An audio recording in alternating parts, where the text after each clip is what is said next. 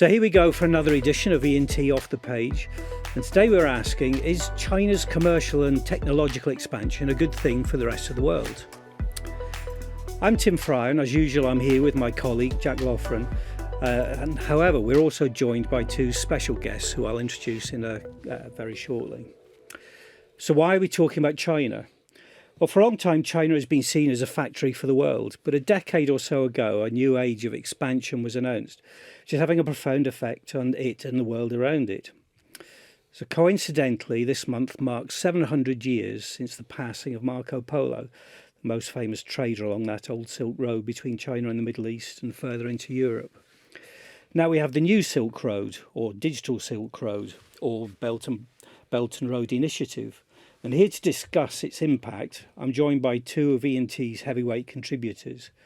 Chris Edwards, who wrote this article about looking at the DSR, Digital Silk Road, in the most recent issue of E+T, and our geopolitical expert and nomad, Paul Dempsey, who's now based in Washington but has spent many years working out of Beijing. So maybe a good place to start is defining what the Belt and Road Initiative, which I've already said is the same thing as the Digital Silk Road. But in fact, the latter is just a subset of the former, the Digital Silk Road being the information arm of the strategy, if you like. But there are many other strands. So maybe I could start with you, Chris, to define what the actual Belt and Road Initiative is. Yes, I mean, it's a tricky one, really, because it's a kind of Lewis Carroll situation. It's anything you want it to be, or rather anything the Chinese government wants it to be at that particular moment. And those opinions change sort of quite regularly. Although one thing you did mention at the start was China being the factory for the world, and actually that is probably the single one thing that defines the Belt and Road Initiative and all the little offshoots of it, like Digital Silk Road and the Green Silk Road, the Polar Silk Road, the Maritime Silk Road, the Geo Observation Silk Road. And I mean, there's about sort of 7 or 8 of these things. So that all spawned. So that all stems from it being the factory in the first. Politically, no, but economically, yes. Because what's happened is, if you talk to people like the Boston Global Development Policy Center, they mention that one of the driving forces for the Belt and Road Initiative in the early days, and actually through to now, was that it's really dealing with Chinese overcapacity in production. A lot of the projects the Belt and Road Initiative has financed around the world, or has constructed around the world, is basically things that involved pouring a lot of concrete and smelting a lot of steel. It's dams, it's power grids, it's various sort of large infrastructure, or ports and those kind of things, cranes. It's all the things, all the large heavyweight equipment that economies kind of need, but not necessarily in the order that they need it, as it's turned out for a lot of these countries, because you've got situations in Laos where they've got a railway, which is a very nice railway, but doesn't really go anywhere useful right now. It will go somewhere useful eventually, but not right now. I just thought it was probably worth pointing out that as well as an overproduction of materials like concrete and steel, it's also an overproduction of engineers, right? So their education system has basically churned out more engineers than the country knows what to do with. Yes, and I think this is one of the driving forces behind the Digital Silk Road, because you can actually regard China as having now overcapacity in digital services and digital capabilities, especially now that, this wasn't part of the initial thinking behind it because it started in about the mid-2010s, but now with sanctions and the sort of attempts by the West to actually corral the Chinese economy technologically, you're now seeing the situation where the Digital Silk Road is being used as a way to export digital technology to all the other places that aren't the West. And so you've got a lot of countries that are willing to import that at low interest rates and use that technology. Yeah, I mean, certainly one of the main factors here for China is that it's not looking for a global hegemony, but it does want to be the dominant power in the global south. So if you look at where these investments are going, Southeast Asia, Africa, South America, it's very much, they see that as an opportunity, I think. And as Chris was saying, with all the restrictions that are being imposed in terms of their access to technology from the West, they see it as an opportunity to build their own market, essentially, separate. So what you're actually seeing is perhaps a softer version of decoupling than many people anticipated there was going to be. But that decoupling is taking place, or they are trying to make it take place. There's no question about that. Yeah, one another factor in that, which is why the digital Silk Road actually looks more feasible now than it did three to 5 years ago, is that there are a lot of economies who are actually willing to import this because they're now seeing the developing world powers actually look at them in a different way. Because these developing countries have taken financing and the technology from China, the EU and the US are now suddenly realised that their policy towards these countries has been somewhat lacking, and they're now looking to build similar equivalent parallel projects to the Belt and Road and Digital Silk Road themselves, because they fear that if China gets too much of an inroad into these countries, they will lose influence over them. And this is particularly important in the digital side because China is not only able to export digital equipment, it can also export standards. And if the developing countries adopt those standards, they're not adopting Western standards. So is there any notion, as Paul's describing, a global south and a global north and them being quite separate, perhaps, that when you're talking about other countries having their own Belt and Road initiatives, that they can collaborate between them? So it doesn't need to be the Chinese BRI anymore, but it could be a global south BRI that is contributed to and not necessarily completely controlled by China. Well, I mean, we do have the Trans-Pacific Partnership, or whatever it's calling itself this week, which brings together most of the major Asian economies, apart from China, and obviously which the UK is also trying to be a significant participant in. So there is a wariness among a number of Asian countries in particular. Malaysia is a very good example of becoming too committed to China and of maybe seeing if there are things that other countries can get together and do, or ways in which they can mix and match as appropriate from the various schemes that are available. We talk about BRI, though, in that context, because if you take everything that the West is doing at the moment, all of the initiatives in place, put them all together, put a dollar value on them, they're a fraction of what's being spent on the BRI. It's just so much bigger than what, I mean, you know, we're talking a realistic trillion here rather than just plucking that number out of the air. So the question then becomes, and I think this is the other part of the worry, is, well, where else do you go to get this stuff done? I mean, who else is going to help you build a railroad? I mean, look at HS2. Look at all the arguments that were here over funding that. Those things are expensive. Who's going to build your ports? Although in Africa, the EU is coming back because you now have a situation where, because they see the competition for resources, mineral resources in southern Africa to be particularly important, you've now got the EU pledging money for a transportation link between Western Africa around Angola towards Zambia, which ironically is a trading link that Germany tried to build in the late 19th century and failed because there's a whacking great waterfall in the way. One of the sort of bizarre bits of history is we traded Helgoland for some land in Africa. Another part of the trading was a sliver of land that extends from Angola towards the Victoria Falls. Because basically the German engineers hadn't surveyed that area of land, the British had, and the British said, "You can have that land," and it was Count von Caprivi who gave his name to the strip, the von Caprivi strip, who negotiated this, and then they found, oh yeah, we can't actually transport anything up the river here. Oh dear. But this will be replaced by a large railroad if the project goes ahead. I just wondered if you had any thoughts, because, I mean, obviously China has the Great Firewall of China, which is their way of controlling the spread of information on the internet domestically. And I wondered whether perhaps part of their motivations for the digital Silk Road could be a way of kind of expanding that level of control beyond China's borders? It's interesting.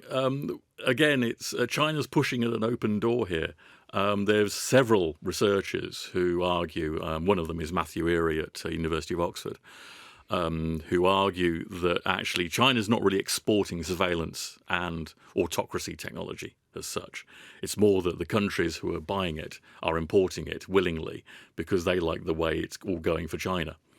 And so you'll see countries like Kazakhstan and various others who are taking on these sort of AI-driven surveillance technologies, and they're being quite enthusiastic about it because they see it as a way of sealing power for the ruling parties. I mean, I think what one would add to that, though, from a Chinese point of view, is that China has a governance model that it would like to export.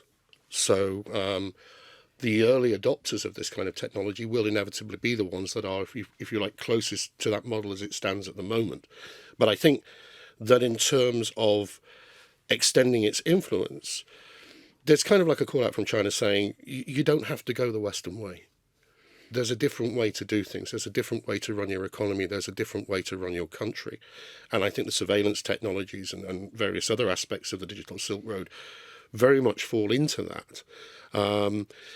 And it's getting traction. Because, again, I think the problem is, for a lot of these countries, is that, well, they've waited a long time for the West to actually, if you like, pony up.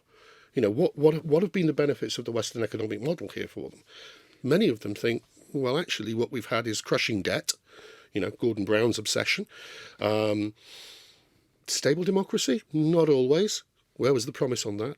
And so along comes China and says, well, you know, try some of this. And we've got all these new shiny technologies that you can use to implement a more stable system. Yeah, although going to China doesn't mean you avoid the crushing debt problem. China's actually demonstrated that it's less willing to renegotiate its debt deals than the West has historically, although that looks like it's beginning to change. I think one thing that I think that the Chinese government has realised is that they can use this geopolitically, because you get, I think it's one thing that's mentioned in the issue is Jorge Heiner, who's Chile's former ambassador to China. I mean, he talked at one of the conferences recently in the 10th anniversary of the BRI about how countries are kind of welcoming this investment from China because it allows them to play off China against the West. You know, when you've got two suitors, it's way easier to get cheap money for what you want to do. So they quite like the idea that the great powers are fighting over them, even though 10 years down the line, they may not enjoy the ramifications of it, you know, in terms of debt and in terms of other aspects of what they've bought. You suggested in your article that some countries were actually stepping away from the Chinese for exactly that reason. Vietnam, I think, was the example that you gave. Yes. They didn't want to be beholden to the Chinese. Yeah, very much so. Although the Vietnamese president was very visible at the BRI conference in October. So he didn't want to sort of step too far away. But the Vietnamese have been very careful to avoid taking the money, because I think they have wanted to avoid the debt issue that Laos, one of the neighbours, has had here. And I think the other thing you have to remember with the relationships between China and Vietnam is they're very much frenemies. There's a long-standing mutual suspicion between the two countries. And I think the Vietnamese also are beginning to have ambitions of their own to, if you like, mop up some of the benefits of globalization on a much greater scale, which puts them in direct competition with China. Very extensive STEM educational background. So a lot of very talented engineers and mathematicians. I think Apple has now moved some of its manufacturing into Vietnam as a second source, in addition to Shenzhen. So there are other reasons why the Vietnamese kind of like always keep this distance. But there is that thought that Chinese don't seem to have been too fussy in who they've bought into BRI, as long as they're in the right area politically or whatever advantages they may get from the relationship. And the one that I was thinking of was Myanmar, where they were talking to the previous regime, and then there was regime change, and they still talk to the new regime. So they're not fussy from a political point of view about who they're talking to. Yeah, there is also a branding thing when it comes to BRI and DSR, in that lots of things get called BRI and DSR, which are kind of peripheral to the main strategy, because you will get private companies, or notionally private companies in China, that will sell things under a DSR or BRI brand on the basis that this will look good back home. So, so for example, if you take the UK's 5G rollout, Huawei was initially basically the biggest company making technology for that. And then in, I think, 2019, Trump basically instituted an trade embargo upon Huawei, which the EU and the UK later adopted. And basically, UK telecoms companies were saying, we don't want this because there isn't an alternative. Like Huawei, by far the biggest producer of this kind of technology. They have some of the best, most advanced technology in terms of 5G networks. And it's incredibly expensive to rip it out of their networks. And they're still doing that. I think they've been given until maybe 2027 to rip out every single bit of Huawei tech from the UK's networks. But, it's been a very costly and complex operation to do so. And I just wonder how is Europe and the West and the US, how are we going to counter that when it's not like we're even offering a viable alternative to a firm like Huawei? In principle, I'm stressing in principle here, it should only be a delay rather than an issue. Although this is one of the consequences of deglobalization, in that technology becomes more expensive to develop, becomes more difficult to develop, because you lose all the benefits of collaboration that globalization gives you. Although you do have the other side effects of globalization of increasing sort of devise in terms of manufacturing and design capabilities in different countries. And the answer that the US would like to give is that Open RAN will solve all these problems. Open RAN is basically a change in architecture to mobile communication systems, which basically allows the idea is you construct a mobile network the same way you construct a data center. You go out and buy kit of parts and lash it together yourself, and the software all works together. Well, that's the theory anyway. The practice is somewhat different to this, and this is why this is all taking a lot longer, and why organisations like BT would be somewhat happy with just sticking with Huawei's gear at a practical level. However, you have companies like Cisco and others who are sort of very much committed to this on the basis that there's a big open market for them to go at, simply because Huawei is not allowed to compete with them on this. All that Cisco has to compete with are other small companies. So we are getting this. But it is one of those things that is sort of behind the delays to 5G's rollout, and as to why its uptake has been slower amongst network operators, especially to do what they call standalone networks, which are where you have it's a 5G core all the way through, rather than just sort of bolting on some capacity onto the edge of a 4G network. So that will take time to come through. One saving grace for the Western suppliers is that device chipsets are also not rolling out that quickly either. So it's not as if there's a massive demand on the user side for 5G networks, because it's the expensive phones that have these chipsets in. It hasn't really moved down to the low end stuff where the capacity improvements of 5G will start to be realised. And of course you get the irony added to that if you want someone to give you a low-cost 5G phone, it's probably going to be a Chinese company, Huawei itself, or maybe Xiaomi. These are the companies that are the masters at doing this and doing costs down. And again, it's like, no, we don't want that. We don't want that. We want not here. Not thanks very much. I think the other problem, though, is, as Chris was saying, and I think this is the big shift that we've seen, that I think we've recognised in the industry, but I don't think has been widely recognised, is that we've always seen China as a copier. China is no longer a copier. It's an innovator. If you look at what Huawei is doing in terms of comms infrastructure, it is ahead of everybody else. Its kit is competitively priced, and it's better. Now, there are worries about other things that may or may not be in there, but ultimately what you're saying to a lot of the operators is you can't have the best stuff out there. And businesses don't like that. And I mean, and we're seeing a lot of this come in terms of the friction between DC and China when it comes to what chips can and cannot be sold to China in the other direction. I think Jensen Huang has just this week gone to China for the first time. NVIDIA CEO. He's the NVIDIA CEO, and they're obviously one of the companies that feels it's been most harmed by this, because it is, if you like, the leader in AI chips, or certainly by volume. So you're coming into this situation where it's no longer simply a case of, well, you're just stopping them get the cheap stuff.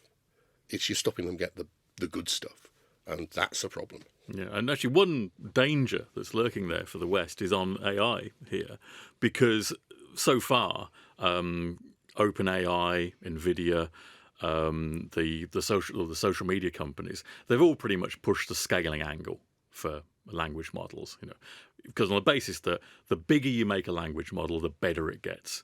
And so just throwing scads and scads of GPUs at this problem just makes it work better. Now, if you're China and you can't get access to these devices, you may start to think, well, actually, is there another way of doing this? Because the whole scaling, just doing scaling, doesn't really make sense for defining or developing artificial intelligence. Because as we're all aware, the brain has a power consumption of like 20 watts, I think it is, and it's very efficient. Surely there has to be an electronic equivalent to that, which is, if not equally as efficient, is moving in that same direction. So there is a very strong incentive now for China to actually say, well, maybe we don't need the most advanced silicon, because if we start being more parsimonious with how our software works, we can develop equally effective AI models, which I don't need Jensen's chips.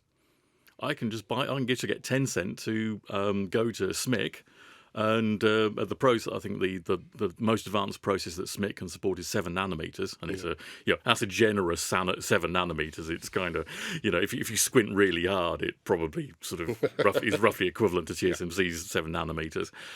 So that's 2 or 3 generations behind the current state of the art, but it's not bad. And you can probably make effective machines like that if you have a more efficient architecture to begin with. And we're seeing this in the West as well, actually, in that AI research is beginning to look at how much data you really need to train these models, largely on the basis that the data that's available is running out. GPT-4 pretty much almost maxes out the available social media and data that they can mine cost effectively. But the point from all that, and what Paul was saying earlier, is that China is no longer a copier, and it is a technology leader, and it's picked up on or it trains a hell of a lot of people, as Jack was saying earlier. It's 600,000 engineering graduates a year compared to 60,000 in the UK across all engineering disciplines. It's vast, but they're picked on some very specific areas of technology to excel in, and they've seen them as the foundations of where they can go in the future. And AI is clearly one of them. Quantum technologies is another one. Yeah, I mean, just on the graduates, I think China. There's another metric, as China surpassed all other countries in terms of, or it became the leading producer of PhD graduates in 2007. That's across all subjects. That's not just engineering, but it's an indication of just how size of population, and B, the effectiveness of the education system there. But I think you've got to add the talent to that. The fact that there are a lot of very, very talented Chinese engineers. I mean, let's give you another example. When Trump's ban basically blocked off a lot of ARM technology from China, it's switched over to this RISC-V open source core. And very rapidly, it's gone from developing microcontrollers to microprocessors to now even talking about AI chips based around RISC-V. Nobody else was doing that because they could still get the ARM stuff. And all of a sudden, it's like they've not copied anybody there. They've said... Actually, point of order. Could you just explain... Point of order on that one. The NVIDIA GPUs actually have a RISC-V in there. Oh, right. Buried right inside. But He doesn't talk about no, that. he doesn't talk about that. He doesn't mention that. It's not user programmable. It literally Right. runs microcode, and Right. but it's a sort of there's a tiny little management processor in there. But you're right. I mean, it's sort of these things are now running. For our less knowledgeable listeners, could you possibly explain roughly the difference between RISC-V and ARM? And well, I mean, they're CPU architectures. Yeah, they're both basically they're the engine rooms for CPUs, aren't they? The difference is quite simply that ARM is a proprietary architecture. I think the key difference here is that, and you have to pay a license for it. RISC-V is completely open source. Now, to build around it, rather like with Linux, you might need to bring in some specialist assistance, but you can play around with that architecture as much as you want. So, moving it into new application fields. It's got very interesting. In fact, I mean, this is one of the things I've been following in DC since the summer when it first started to emerge. Then you had a number of people in Congress who were specifically worried about RISC-V, and they've put out the press releases. Of course, there's also the historic technological ignorance that sometimes you encounter in Congress, where it's then just gently pointed out to them, it's open source, it's already out there, you can't ban it. That bird has flown. But yeah, as Chris is saying, so you are seeing, and this is, it's a bipartisan effort. One of the things I think also to note is that when it comes to China, right now there's a lot of closeness, proximity between the Republican and Democrat positions. You don't see much or hear much about bipartisanship in Washington. On China, you got it. Yes, about the only issue that both parties agree on. Really. Absolutely, but so you're seeing various moves like this take place, and you're seeing press releases go out expressing concern. Where are they likely to target? I mean, RISC-V itself has been rather clever, although it was developed at Berkeley. RISC-V itself, the administrative body for it, RISC-V International, has moved to Switzerland. Which puts it that little bit further away from Washington being able to sort of like go in there and place restrictions upon it. Well, just in this thought about technology development, is China big enough in its own right? And I was thinking about this. One of the other articles that we had in this issue was about Horizon and UK rejoining Horizon, which potentially was a disaster. Hopefully it won't turn out to have been the fact that we spent 3 years out of it. Horizon being the EU's research arm, basically. Absolutely, yes. And we think a lot about collaboration being important, but is that important to China because it's big enough in its own right to have, and as we've already discussed, it's got a huge educational infrastructure there. Is it important for China to collaborate with anybody else? Well, when it comes to the Digital Silk Road, collaboration on R&D is a specific element of it. So it's building links with other university faculties to do R&D. Is it two-way collaboration, if that's not a stupid way of putting it? That's what China's saying, and it is around these key areas that we're talking about now, which are health, AI, and so on. I think the other part, though, and I don't know if I'm about to steal a point of Chris, is that by doing that, by inserting its technology and collaborating with other countries, it gets a little bit further along this standardization road. So it's not just China that's saying we want to do it this way. It's China plus the Philippines plus Malaysia, plus perhaps Vietnam. You've got a block then of countries when you're looking at standards that are saying we all want to move in this direction because this is where we focused our research efforts. Yeah, I mean, it actually potentially has a major effect on China's ability to compete, as a power. Into the future, given its tendency towards greater autocracy under Xi Jinping. There's a book called The Rise and Fall of the East by MIT, I think it's MIT, Yashin Huang, who makes the point that he uses a certain amount of citation research in the book about the difference between a number of citations of Chinese researchers where it's a purely China-based project and where they've collaborated it internationally. And although the publication rate of China-only papers is pretty high. The citation rate, particularly in the sort of high-impact journals, is significantly higher for where they've collaborated. And that's particularly true in life sciences, and it's true in IT and sort of AI and areas like that. And one sort of issue that Huang points to is that if you look at the rise of China's economy and China's society over the last 20, 30 years, with the reforms under Deng Xiaoping, effectively, although China didn't change how it organized itself, it did make it possible to outsource quite a lot of what it did. And so you find that a lot of the multinationals, which are notionally Chinese, they're headquartered in Hong Kong, apart from the ones that are in the Cayman Islands. And you've seen that, with collaboration on the science and engineering side, again, they've successfully outsourced quite a lot of development. That's going away under Xi Jinping's tenure, because Hong Kong has been turned into just another Chinese city. So the sort of economic freedoms that it was associated with have kind of been disappearing for a while.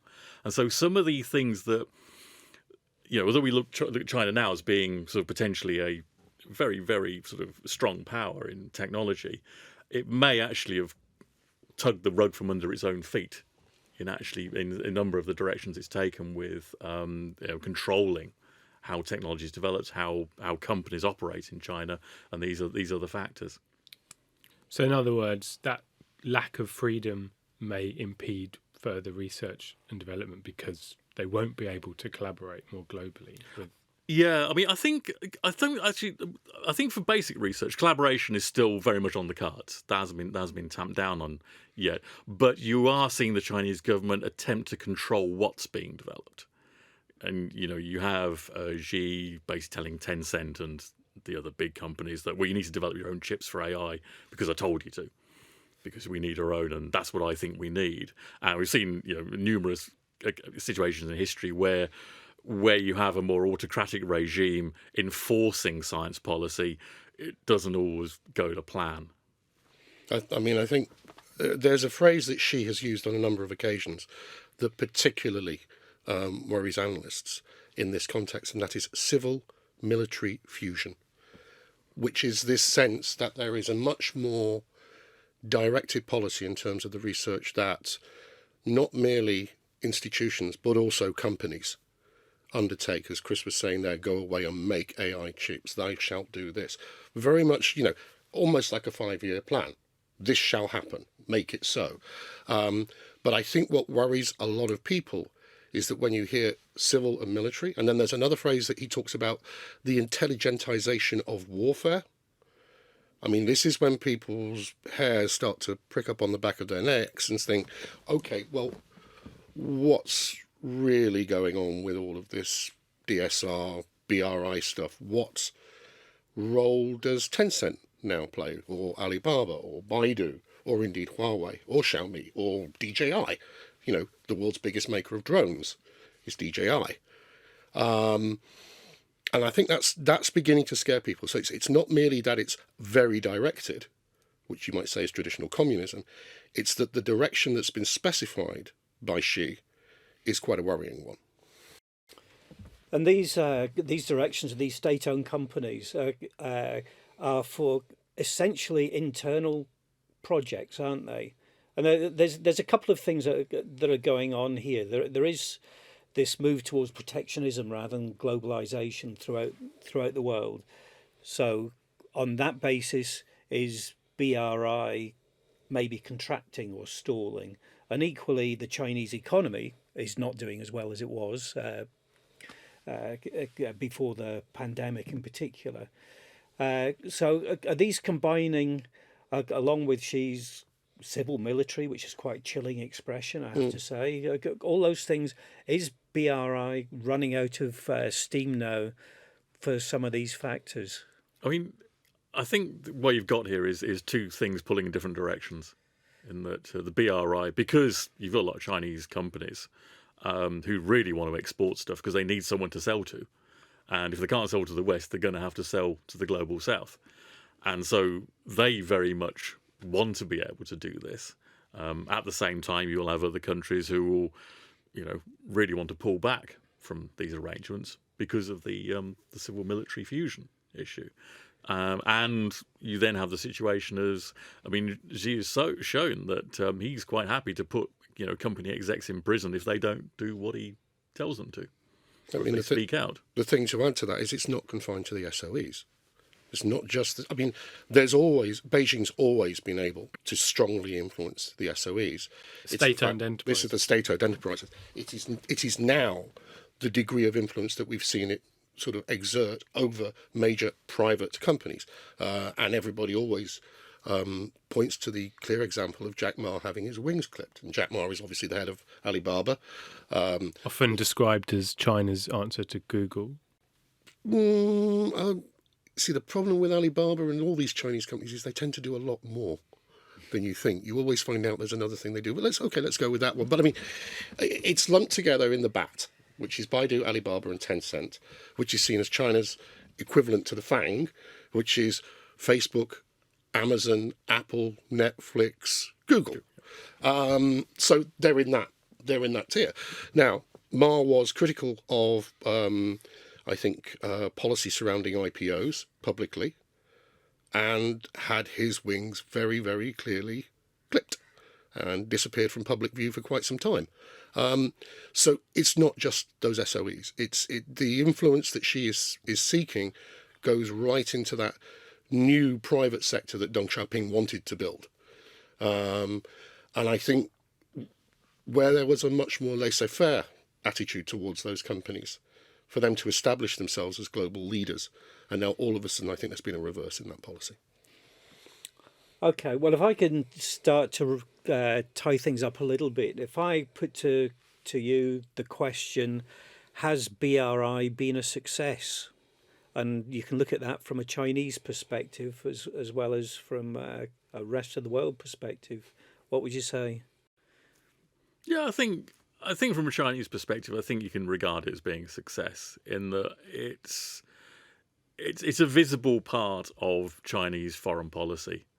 And you've got a lot of countries who are willing to take the projects. They're willing to engage with China over these things. They're not happy about how much debt they're incurring to do so. And so we've got issues there. But broadly speaking, it has actually made it's given China's soft power and diplomacy a sort of strong leg up, because it's an easy brand to sell. And it's had money behind it, which has not been coming from other places. Yeah, I would say it's been a success. I think that one thing to remember about the BRI, and even more so the Digital Silk Road, is that they are in many ways extensions of what Chinese industry was already doing. There was the heavy industry, the heavy civil engineering companies were already looking to secure major contracts overseas. And with the DSR, that's largely sprung out of Huawei, ZTE, and these guys were already selling a lot of telecommunications infrastructure. People like Tencent provide a lot of e-commerce services. So what it did was it brought together those activities, boosted them with some state funding, and pushed them on. So it gave them a bit of a turbocharge. So as it pushed them on to the countries, and there's about 150 or so that are affected in the BRI, I think. Have they benefited from it as well as those China and Chinese organisations? And what about the global north, if you like? Has it effectively been good for all of us? The technology that has been developed through this is benefiting all of us one way or another. It's been a mixed bag, really. You've got a lot of white elephant projects that have been built, or near white elephant projects, because the infrastructure doesn't tie up with other bits of infrastructure which you'd expect to have. When it comes to the global north, you haven't really seen a lot of countries really take an active interest in it. The two main countries in Europe that have taken BRI projects were Greece and Italy. And Italy very publicly said, we're not doing this anymore. when the new government came That in. Maloney. It was Maloney, yeah. I mean, you there's a Chinese-run port in Greece, which is through as a result of the BRI. Can you remember what the actual projects were in Italy? It's rail projects, wasn't it? I thought Yeah, it was to that's- complete the rail all the way through across the stands, and then Sounds Into plausible. I can't honestly think remember. I know the Greek one was the port. right. But yeah, I don't think the Italian ones really made much headway. I think a lot of it was also, I mean, it was a lot of the pull was around where was the first COVID breakout in Europe? Well, that was somewhere in Italy. Yes, because the reason was because Wuhan was a robotics center, or is a robotics center for China, and so you had I think around Milan, and there was an Italian city, and so what happened was COVID was effectively imported into Italy quite early on because you had a lot of exchange of engineers and other sort of managers between Wuhan and Italy who were involved in sort of fairly large scale industrial projects there. So I think a lot of it was really geared around Italian industry, as well as Paul says, the sort of transportation stuff. In a sort of concluding point, I wondered whether you had any thoughts on either whether the West could bring China back into the fold, so there's more collaboration and less kind of hostile back and forth between the two countries, or whether they're destined to kind of keep going these distinct paths, and that political tension will just increasingly ramp up rather than be de-escalated. The Thucydides trap is I think one of the posh ways of describing it, isn't it? The two great powers that always inevitably are drawn towards increasing conflict.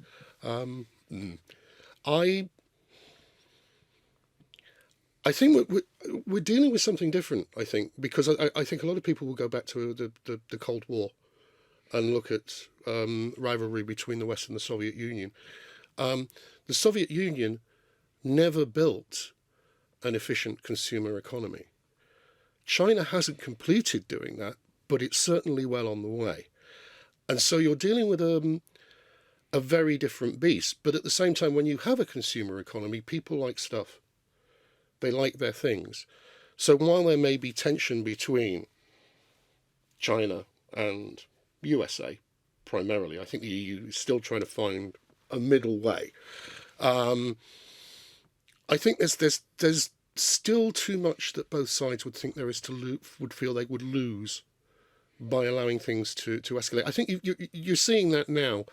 They are looking to de-escalate a lot of the tensions. They're looking to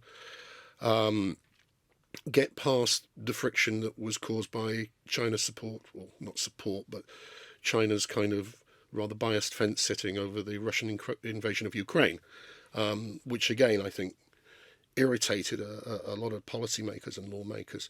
But I think, there's a sense on both sides that we don't want this to go too far. I think the other thing to remember about China is primarily concerned with its own borders. It's over 1 billion people. Running and controlling that is hard enough.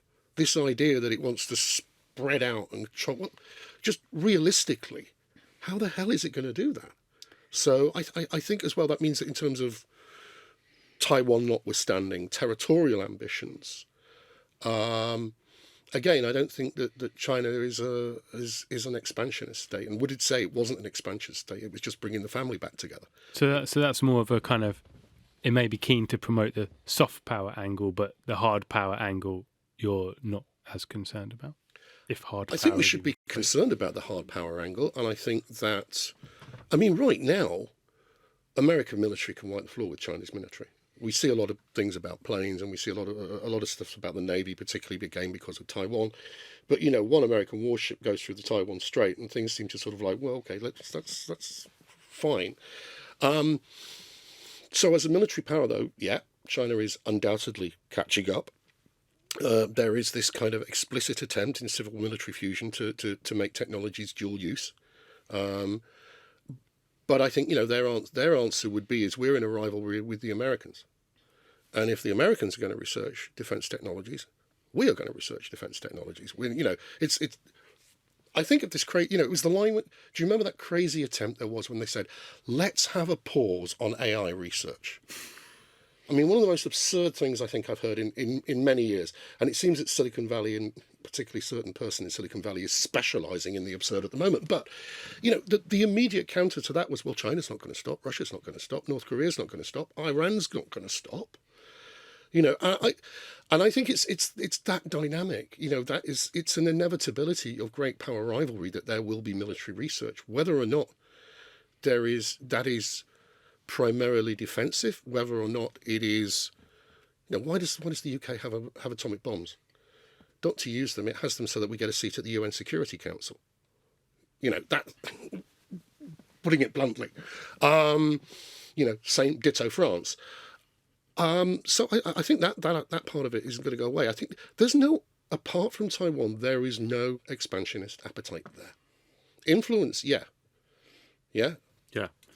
Well, I just think, and I do think we need to round it up now, unfortunately. But I think we are living in an increasingly bad-tempered world ruled by macho politics that is not particularly healthy in terms of going to your point, Jack, about people working together a bit more in the future. I think that seems a little bit hopeful, but then equally, as Paul says, I think everybody is in of the mood to step back from serious conflict where it's come about. But in terms of technological collaboration, then what we've got is what we're going to get for the foreseeable future, I would have thought.